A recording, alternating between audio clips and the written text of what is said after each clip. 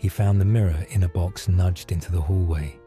The cardboard bowed inward as if something inside had been pressing its face against it. The box smelled faintly of old paper and something metallic. The notebooks stacked on top were filled with diagrams that spiraled inward like drains and apologies that ended mid-stroke, the ink thinning as though the writer had been pulled away mid-breath. Beneath them lay the mirror, heavy enough to drag in his arms, its frame marked with tiny notches that looked like someone had been counting down, or up. He carried it to the attic. The air on the stairs thickened with each step, warm at his throat, cold at his wrists, as if the house couldn't decide which way to breathe. The boards underfoot gave off a faint cedar smell, dry and splintered, and the sound of his own footsteps came back to him a half-beat late, an echo trying to keep up. Sweat slid down his back despite the chill. When he set the mirror down, the glass shivered once, a ripple that moved inward instead of across, like breath drawn in. The first wrongness was small. His reflection blinked late, a beat behind him. He told himself it was the light. The house groaned. He told himself the house was old, and old houses made noises. His reflection did not agree. The house listened. At night, the walls vibrated with a low hum that made his teeth hurt. The sound wasn't loud, but it had weight. The first time he heard it, he thought it was memory. The second time, it shaped itself into a phrase that slid under his tongue, like a secret he had forgotten he knew. Come home. He told himself it was the dust and the damp. Once the house was aired out, he would feel much better. The house did not agree. The mirror learned quickly.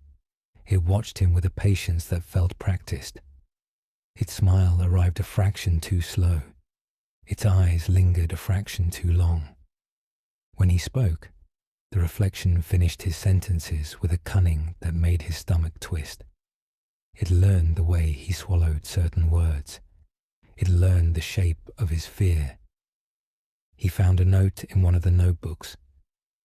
Do not teach it your name. The paper smelled faintly of mildew and something sharper, like rust. He had already said his name aloud in the attic, more than once, talking to himself the way lonely people do. The house closed in around him, learning the shape of his body. Door frames narrowed, hallways shortened. The air tasted stale, old. The street outside folded inward, as if the world had grown tired of pretending to be larger than the house allowed. The porch light at the end of Marrow Lane flickered once when he tried to leave, and the humming stopped, as though the house were holding its breath. One night he climbed the attic stairs with a small plastic flashlight that felt too small in his hand. The light gave off a soft white glow, as if the batteries were struggling to keep up with the crowded dark air around it, as if something stood too close. The attic door closed behind him with a soft, deliberate click. The mirror waited. The house waited. When he asked it what it wanted, the reflection smiled with a tenderness that felt rehearsed. Its voice, when it came, carried the faintest echo of his own breath, as if it had been practicing in the dark. It took the edges first. The childhood street name, the smell of his mother's coat, the way his laugh thinned when he was tired. Each thing it learned left him lighter, hollower, easier to move.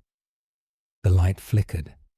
The house hummed the phrase again, not quite a whisper, not quite a command.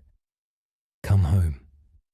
He felt his name loosen inside him thread by thread, and the mirror watched with the calm of someone completing a task they had practiced many times. The attic air thinned until each breath tasted faintly of cold metal. His knees softened. The floor rose to meet him with a gentleness that felt almost tender. the way a mother guides a child's head to a pillow. His mouth opened, but the sound that left him was small and far away, as if it had to travel through someone else's throat. The house absorbed it. The walls did not echo. The air did not carry it. The mirror leaned in, and then there was only the quiet.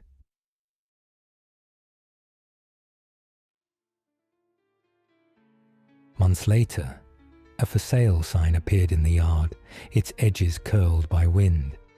The listing mentioned some furnishings included, though no one had bothered to inventory them. The attic windows stayed dark, even on bright days. Neighbors said the house felt heavier now, as if it were holding its breath.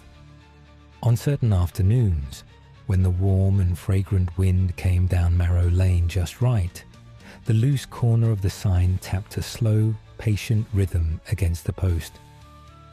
Most people walked past without noticing, but anyone who lingered might have sworn the tapping arranged itself into something almost like a whisper.